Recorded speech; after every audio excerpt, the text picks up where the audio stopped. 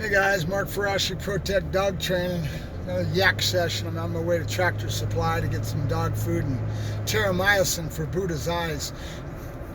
Buddha is a Dogo Argentina, so he's all white, and that causes a lot of white pigment in his eyes. And he's out here in the desert and everything, and they're starting to kind of flip a little bit. So I'm going to do the terramycin, and I suggested that his owner gets him to the vet, and we'll see how the terramycin helps a little bit. But it's the wind, it's a little bit of sand, and that kind of environment that causes the problem. So terramycin's got an antibiotic in it, so you don't want to give it all the time, but it's a great thing to use for the eyes periodically when you start to have problems, right? So, and then obviously I'm not a vet, so you make sure you go to a vet for other advisement and make sure you stay on top of something, because this is going to be something that Buddha probably has to deal with for the rest of his life. It's probably going to be a normal thing, mainly because of the pigment that he is, and also that he's out here in the sand and the wind and everything else have a tendency to dry those lids out and they start to flip, and you don't want that, right? Cause a problem, so you got to stay on top of it. It's one of those issues of animal husbandry, being aware and cognizant, aware of health, and then making sure you know what you need to do to get to the vet or whatever you need to do. In general, for that sort of thing, when I'm dealing with a kennel situation, I have a 3-day rule.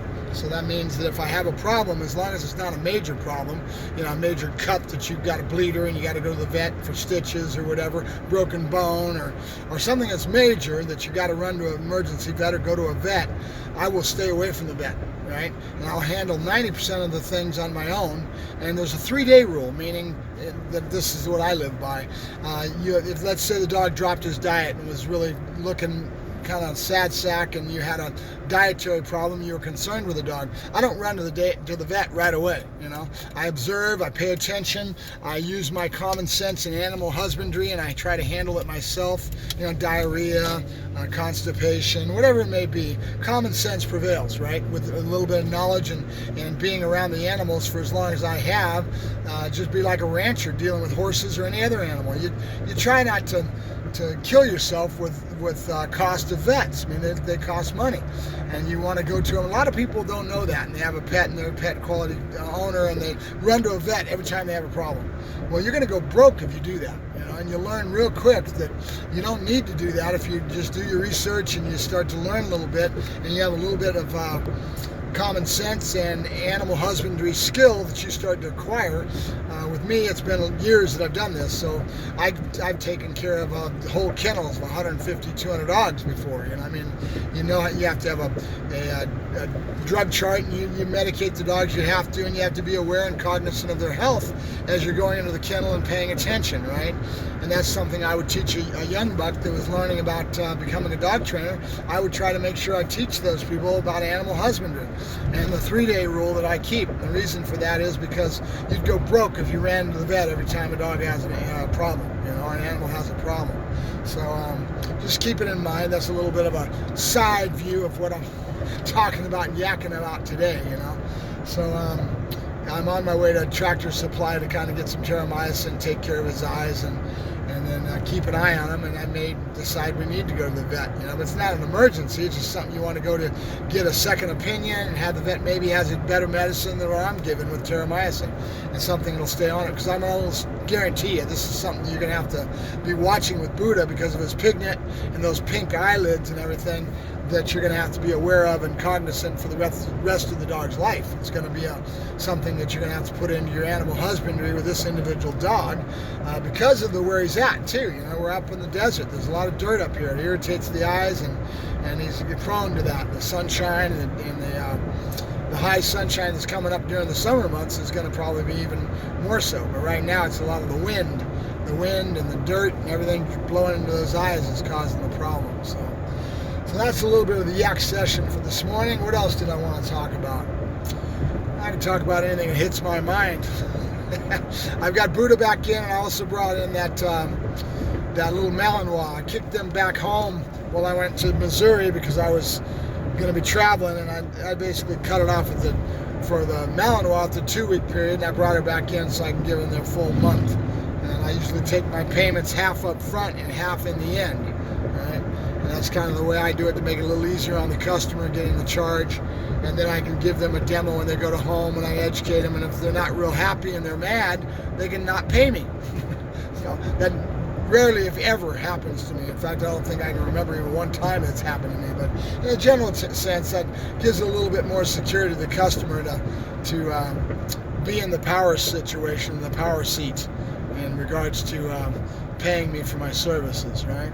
So that's the way I do things. So I will let you guys know more about how I was real happy with Buddha. I'm really stoked, because it's neat when you see that your training has taken hold, and then you see the dog's maturity, and he's coming back in after being gone about, what is it, 10 days or something. I kicked him out and then came and pulled him back in.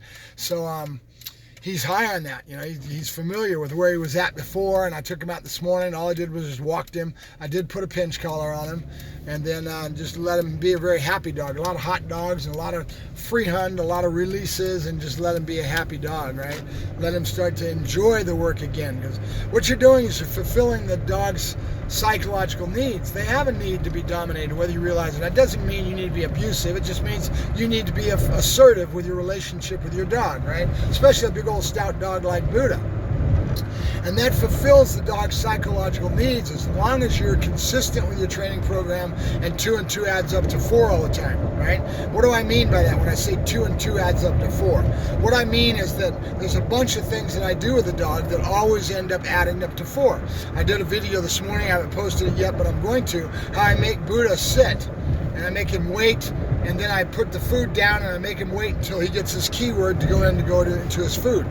That is basically a branch off of impulse control. You're making him wait until you tell him to eat. It's the same thing when you do the ball. You're getting him a ball, and then he comes back in for that second ball, and you start kind of teasing him with it, and you make him wait. You tell him no, he can't have it until you give him his marker, which is yes, right? That's impulse control. Same thing with making him sit to wait to eat. He has to wait until he hears his keyword, and then he gets to go after it, right? That's impulse control. And there's a bunch of little things that we do in that regards. I always make my dog sit in any gate or portal, in or out of the house, in or out of a gate. He has got to sit first, and then I unclip him and I tell him yes. And he gets to go into the kennel, or yep, my explosion release, right? So everything in his world right now is kind of building up on that same mechanics, that same addition of 2 and 2 adds up to 4. It's always the same all the time, right? When the dog learns the concept, he understands what you're asking of him. You just keep playing that same game in a multitude of different ways that always add up to 2 and 2 adds up to 4, right?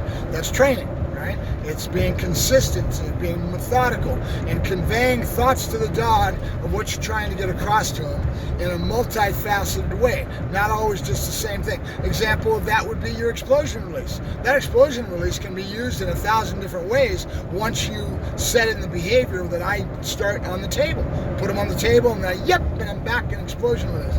That same equation of what that means can mean the same thing in a multitude of different ways that adds up to 2 and 2 adds up to 4, right?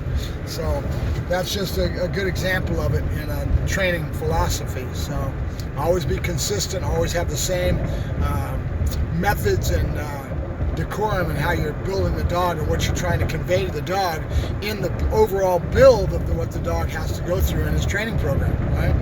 So that's about it. I'm done yakking. You guys have a good day. I thank you very much for listening to my yakking, and I'll see if I can get some more videos of Buddha working as we get him back in. And like I said, I'm real happy. This dog's going to be a damn good job. I love it when I get a good dog, and it's a little bit off breed. He's a little bit different. He's an excellent dog for me to play with because I love a good dog, and this guy's going to be a good one. You know, it's going to be fun to play with him. You know, a lot of fun to play with him. A dog that's not that usual and that has a challenge, and you've got to make sure that the dog is stable, right? People, places, things. He's got to be friendly with people. He's going to have to get along with large amounts of dogs, and it's not that you're going to put him nose to nose with another dog, but he's got to be used to being around that environment and not being reactive and not being stupid, right? We'll do that through that class that I go to on Saturdays, with that large group class that I go down to my police scenario group that I go to. So that will fulfill that function for me, and I use that, you know, use the beginning class class, they're all hanging around, they're all talking and milling around. I can kind of work the outskirts and use distance as my friend and stay away from it a little bit and work that time period that I'm waiting for class to start. Same thing with the end of class, right? So it's all about understanding how to work environment and find things that are going to work for you, right? I thank you very much. You guys have a good day, and I think that's the coffee truck. All right, they got a new coffee truck in town that makes some good stuff, boy.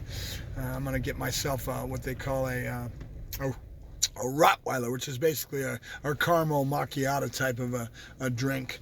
So I'm gonna get one on my way to Tractor Supply. You guys have a good day. Mark Ferrasci, Protect Dog Training, yakking at the screen once again. Bye bye.